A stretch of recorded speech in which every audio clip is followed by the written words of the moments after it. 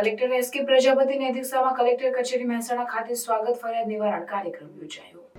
જિલ્લાના પ્રજાજનોની સુખાકારી અને તેમના પ્રશ્નોની ઝડપી નિવારણ માટે યોજાયેલા સ્વાગત કાર્યક્રમમાં જિલ્લા કક્ષા અને તાલુકા ગ્રામ કક્ષાના સ્વાગત ફરિયાદ નિવારણ કાર્યક્રમને અનુલક્ષીને અરજદારોને પોતાની વ્યક્તિગત ફરિયાદો કે જેનો લાંબા સમયથી સંતોષકારક નિકાલ ન આવતો હોય તેવી ફરિયાદોને હકારાત્મક અભિગમ આપીને જિલ્લા કક્ષાએથી નિકાલ કરવામાં આવ્યો હતો. સ્વાગત કાર્યક્રમમાં અરજદારોના વિવિધ પ્રશ્નો જેવા કે રીસર્વે રેકોર્ડમાં પ્રમોલિગેશન બાદ માલુમ પડેલ ભૂલ સુધારવા બાબત, રિકવરી ઝડપી કરવા બાબત,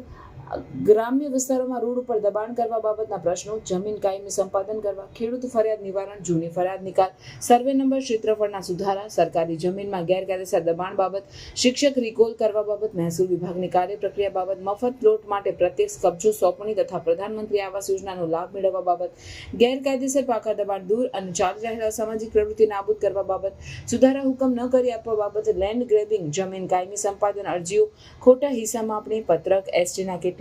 બંધ થયેલ રૂટ તથા કેટલાક રૂટમાં ફેરફાર કરવા બાબત,